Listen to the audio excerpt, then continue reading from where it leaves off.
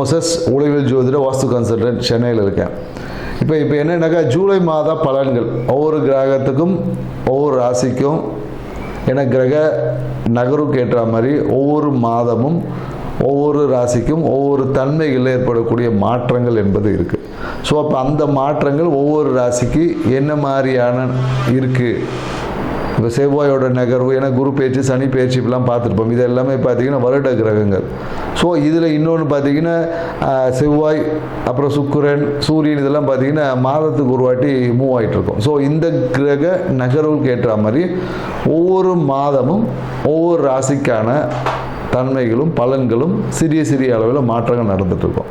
So இப்போ அந்த மாற்றங்கள் என்ன மாதிரி பலன்களை நமக்கு கொடுக்க போகிறது அதை தான் நம்ம இப்போது இந்த வீடியோவில் பார்க்க போகிறோம். இப்போ ஒவ்வொரு ராசிக்காக நம்ம பார்த்தோம்.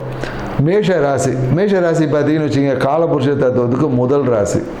ஏன்னா இந்த ராசியே எப்போதும் என்னென்னாக்க ரொம்ப ஒரு பரபரப்புக்குள்ளான ராசின்னு சொல்லுவோம். எப்போதும் பார்த்தீங்கன்னா இந்த மேஷ ராசிக்காரங்க ஒரு சின்ன விஷயத்தை கூட ஒரு பரபரப்பாகவே இருப்பாங்க. எப்படி பண்ணுறது, ஏது பண்ணுறது, என்ன பண்ணுறது. ஏன்னா இவங்களுக்கு யாரும் பிரச்சனை கொடுக்குறதில்ல, அவங்களே அவங்களுக்கு பிரச்சனையாக இருப்பாங்க. ஏன்னா அவங்க மனதோட வேகம் அதிகமாக செயல்படும் போது அந்த விஷயத்தை சிறப்பாக செய்யணும் அப்படின்ற பிரகாரம் அந்த வேலை செய்யும் போது அவங்கள சும்மா யாராவது அப்படி சொன்னா போதும், அப்படி ஒரு கோபம் வரும். மீதி நேரத்தில் சும்மா இருப்பாங்க, என்ன சொன்னாலும் சைலண்ட் ஆகிடுவாங்க. அந்த வேலை அப்படின்னு வரும்போது அவங்கள போய் ஏதாவது ஒரு சின்ன ஒரு அப்படி சுரண்டி விட்டால் போதும், அப்படி ஒரு கோபம் வரும், அப்படி ஒரு ஆக்ரோஷம் அடைஞ்சிருவாங்க. ஸோ இந்த மாதிரி இருக்கக்கூடிய மேஷ ராசிக்காரங்களுக்கு இந்த ஜூலை மாதம் என்னென்ன மாதிரி நிகழ்வுகள் நடக்க போகுதுன்னு பார்த்தீங்கன்னு வச்சுங்களேன். ஏன்னா இந்த ஜூலை மாதம் பார்த்தீங்கன்னா எப்போதும் இந்த குழந்தைகள் சார்ந்த விஷயத்தில் ரொம்ப ஈடுபாடு அதிகமாக இருக்குது. ஏன்னா இந்த குழந்தைக்கு ஸ்கூலில் ஃபீஸ் கட்டணும், குழந்தைக்கு சார்ந்த விஷயம் ஸ்கூலுக்கு போகுது, எப்படி போகுது அப்படின்ற நிகழ்வுக்குள்ளே நிறைய பேர் இருப்பாங்க.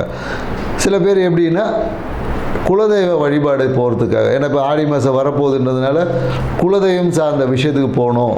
மலை உச்சியில் இருக்கக்கூடிய ஒரு சிவன் கோயில், மலை உச்சியில் இருக்கக்கூடிய ஒரு சிவன் கோயிலில் போய் தரிசனம் செய்யக்கூடிய வாய்ப்புகள் இந்த மாதத்தில் இருக்குது.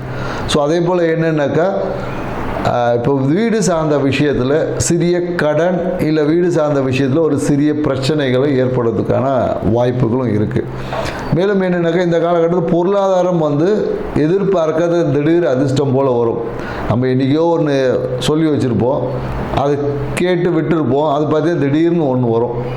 அதே மாதிரி கணவன் மனைவி உறவில் பார்த்திங்கன்னா சிறிய ஒரு மனக்கசப்பு இந்த ஜூலை மாதத்தில் மேஷ ராசிக்கு குறிப்பாக ஏற்படும். ஏன்னு வச்சுக்கிங்களேன், ஏதோ ஒரு பொருளாதாரம் சார்ந்த விஷயத்தில், படிப்பு சார்ந்த விஷயத்தில் ஏதாவது ஒரு சின்ன ஒரு கடுமையான வார்த்தைகளை வாழ்க்கை துணை, மனைவி என்பது சொல்லக்கட்டும், வாழ்க்கை துணை. இப்போ என்ன மேஷ ராசிக்கார ஆணாக இருந்தாங்கன்னா மனைவி மூலியமாக, பெண்ணாக இருந்தாங்கன்னா கணவர் மூலியமாக ஏதோ ஒரு கடுமையான வார்த்தைகளை சிறிய ஒரு வார்த்தையாலேயே உங்களை சுட்டு காமிக்கக்கூடிய நிலை இந்த மாதம் ஏற்படும். அதே போல் என்னென்னாக்கா தொழில் ரீதியான பயணங்கள் இருக்கும். தொழில் ரீதியான பயணங்கள் மேஷ ராசிக்காரர்களுக்கு கண்டிப்பாக இருக்குது. அந்த பயணத்தின் மூலமாக ஆதாயமும் இருக்குது. ஏன்னா சில பேர் பயணம் பண்ணுவாங்க, சும்மா வெட்டித்தனமாக சுற்றுவாங்க. ஸோ அந்த மாதிரி இல்லாமல் இவங்களுடைய தொழில் மூலயமா பயணம் என்பது இருக்கும். அதே போல் தூக்கம் என்பது கெடும். குறிப்பாக இவங்க நைட் டைமில் ட்ராவல் பண்ணல தூக்கமின்மை கண்டிப்பாக இருக்கும். நைட்டு அப்படியே வீட்டிலே இருந்தால் கூட இவங்களுக்கு எப்படியும் தூக்கம் வராது. கரெக்டாக பார்த்திங்கன்னா தூங்குகிற டைமில் தான் ஒரு வேலை கொடுப்பாங்க. ஸோ அந்த மாதிரி நிகழ்வுகள் எல்லாமே இந்த காலகட்டத்தில் மேஷ ராசிக்காரர்களுக்கு கண்டிப்பாக நடக்கும். அதே போல் என்னென்னாக்கா ஆன்மீக யாத்திரைகள் செல்வாங்க. போயிட்டு என்னென்னாக்கா இஷ்ட தெய்வ வழிபாடு இந்த காலகட்டத்தில் செய்வதற்கு ஏற்ற விஷயமா இருக்கும். ஸோ ஆன்மீக யாத்திரை, இஷ்ட தெய்வ வழிபாடு எல்லாமே இந்த காலகட்டத்தில் சிறப்பாக இருக்கும். அதை செய்வதன் வழியாக இவங்களுக்கு முயற்சிகள், குறிப்பாக என்னென்னாக்கா அப்பா சார்ந்த விஷயம், பாக்கியங்கள், நம்மளுக்கு தேவையான பாக்கியத்தை உண்டாக்கணும், மேன்மைப்படுத்தணும், அந்த முயற்சிகள் எல்லாமே இந்த காலகட்டத்தில் வெற்றி அடையுமானா கண்டிப்பாக வெற்றி அடையும்.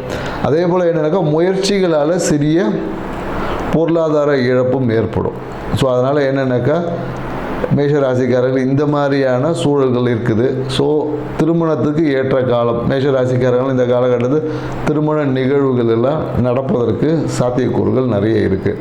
ஸோ மேலும் என்ன சொல்லலாம் அப்படின்னு பார்த்தீங்கன்னு வச்சுக்கிங்களேன், நீங்கள் உங்களுடைய முயற்சியால் வருமானம் இருக்குது. நீங்கள் கடனுக்காக முயற்சி செய்தீங்களாலும் இந்த காலகட்டத்தில் கிடைக்கும்.